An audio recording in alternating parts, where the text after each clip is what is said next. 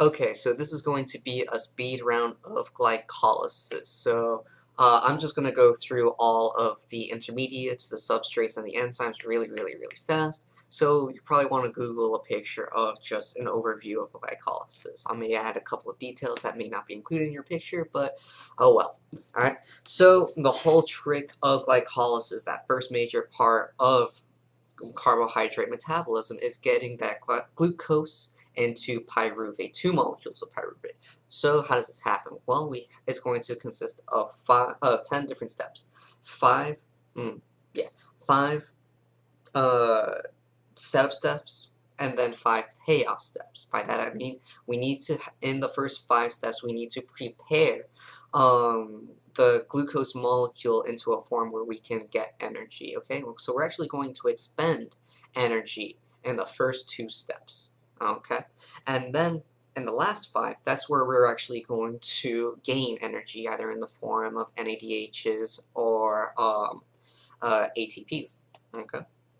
Alright, so here we go, real fast. First we're going to have glucose to glucose 1, or glucose 6-phosphate using hexokinase. Okay, hexokinase in all cells except the liver. The liver, we want to kind of shift maybe more towards gluconeogenesis, so instead of hexokinase, we're going to have glucokinase inside liver cells. But anyway, they're both going to do the same job of phosphating that 6 carbon of glucose. Okay, so glucose to glucose 6-phosphate. Then we're going to want to turn the glucose 6-phosphate into a fructose 6-phosphate. And it's going to use phosphoglucose isomerase, okay? And that's going to change the glucose 6-phosphate into a fructose 6-phosphate. After that, we are going to use phosphofructose kinase, phosphofructose kinase, okay, or PFK. This as well as hexokinase are regulatory steps, but we'll get into that when we go over into gluconeogenesis. Just note that when I say regulatory, I'm basically meaning that they are irreversible. Every other reaction inside glycolysis is reversible except for 3 big ones: hexokinase, PFK, and pyruvate kinase, but more on that later. So we're going to add a phosphate group to the first carbon of fructose, so we're going to have fructose 1,6-bisphosphate now. Now we're going to no longer have one molecule of energy, but we're going to split that fructose into 2 different molecules using aldolase, okay? There are 2 enzymes that don't really give a hint at what they actually do.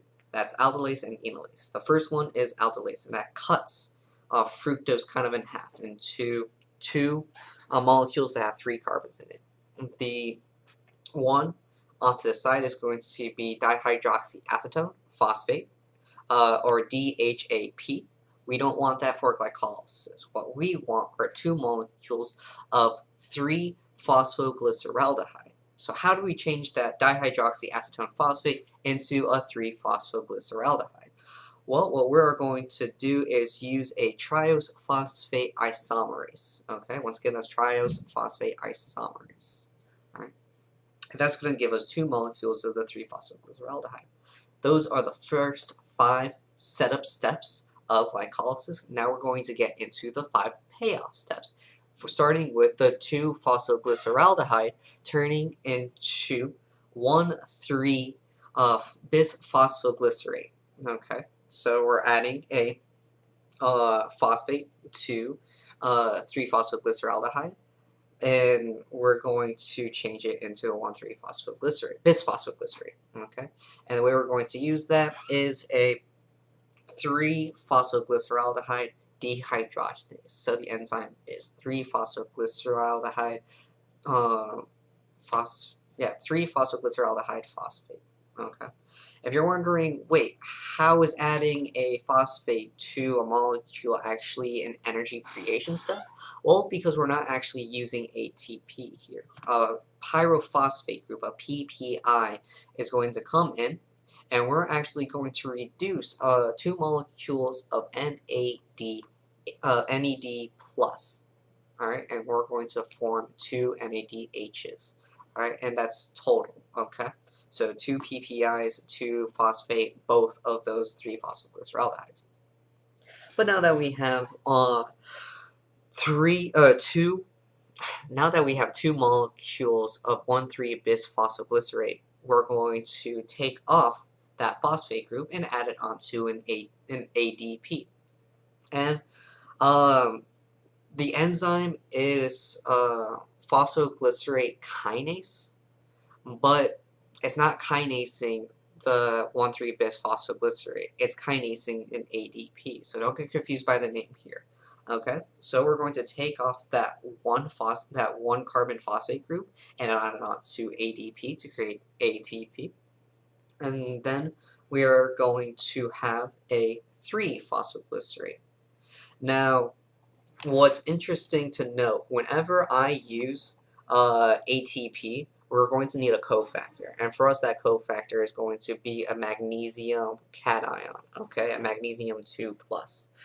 Alright, let me just check that. Yes, I am giving you correct information. It is a phosphoglycerate kinase. I know things. Maybe. So where were we? Right, 3-phosphoglycerate. So if you look at, before we can turn or create pyruvate, we're going to need to transfer that phosphate from 3 to the 2 carbon of phosphoglycerate. So we're going to go from 3-phosphoglycerate to 2-phosphoglycerate using a phosphoglycerate mutase. Phosphoglycerate mutase. That's kind of the same thing of an isomerase. Isomerases are the big umbrella. Mutase is underneath. I don't exactly know the difference, what makes mutases so special. Okay. Probably has to do with functional groups. Anyway, that's not important right now. But what is important is getting that 2-phosphoglycerate into a big word, PEP, or phosphenylpyruvate. Phosphenylpyruvate. We're going to use that second enzyme that just has a special name, and that's going to be enolase. Enolase. E-N-O-L-ase. Alright, the first one was aldolase, cutting off that fructose 1,6-bisphosphate. So that's going to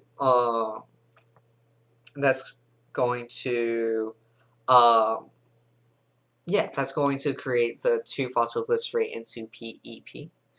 Now that we have that, we're going to have our last energy payoff step within glycolysis itself, and that's removing the phosphate of PEP and creating pyruvate. Now that's going to be called, that enzyme used is going to be pyruvate kinase. Right? Pyruvate kinase is kind of like the same thing of the phosphoglycerate kinase, where we're not kinasing the molecule within glycolysis, but we're actually kinasing the ADPs. All right, so we have ADP. What's the cofactor? Right, magnesium. So, and then we're going to have that finally pyruvate, and that pyruvate is going to along the way into the mitochondria turn into acetyl-CoA, but we'll cover that.